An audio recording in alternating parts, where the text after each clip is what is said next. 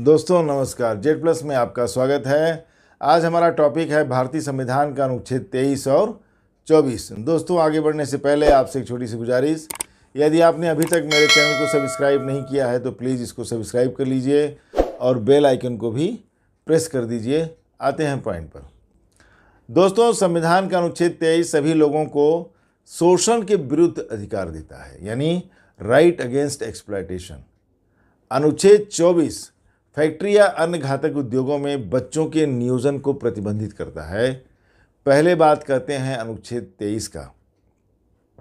दोस्तों, संविधान का अनुच्छेद 23 राज्य द्वारा या अन्य व्यक्तियों के द्वारा समाज के कमजोर वर्गों के लोगों के शोषण के विरुद्ध अधिकार देता है।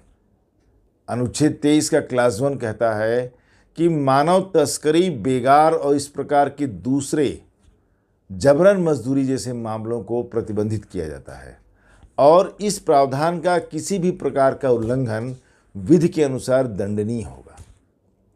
क्लास 2 कहता है कि अनुच्छेद 23 राज्य को सार्वजनिक प्रयोजन के लिए अनिवार्य सेवाओं को लागू करने से रोक नहीं सकता और इन सेवाओं को लागू करने में धर्म, वर्ण, जाति, वर्ग या के आधार पर कोई भेदभाव नहीं होगा।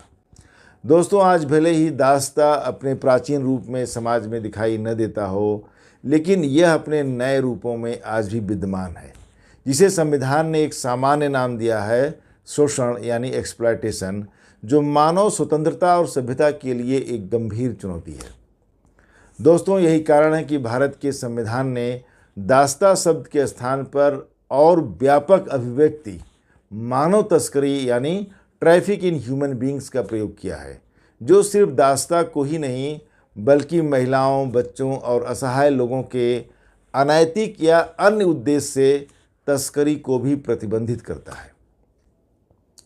दोस्तों, हमारा संविधान किसी भी तरह की जबरन मजदूरी या बंधुआ मजदूरी जो बेगार जैसा हो, जिसमें जमींदार अपने जोतेदारों को मुफ्त श्रम के लिए बाध्य करता हो, उसको भी प्रतिबंधित करता है।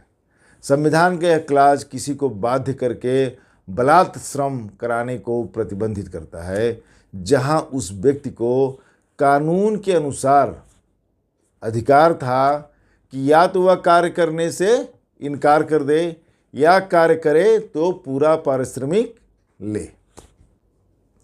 दोस्तों, अनुच्छेद 23 का यह क्लास आपराधिक कृत्यों के दंड स्वरूप बलात् श्रम यानी फोर्स्ड लेबर को प्रतिबंधित नहीं करता, जैसे कि जेलों में कैदियों से काम कराए जाते हैं। अनुच्छेद 23 राज्य को सार्वजनिक प्रयोजन जैसे मिलिट्री में भर्ती या अन्य सार्वजनिक कार्य के लिए लोगों की अनिवार्य सेवा लेने को प्रतिबंधित नहीं करता।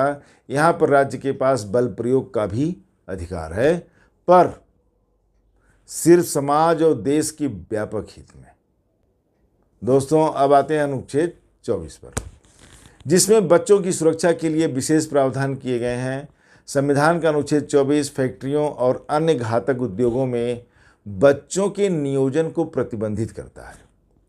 अनुच्छेद 24 कहता है कि 14 वर्षों से कम उम्र के बच्चों का फैक्ट्रियों या खदान या अन्य किसी घातक कार्यों में नियोजन नहीं होना चाहिए।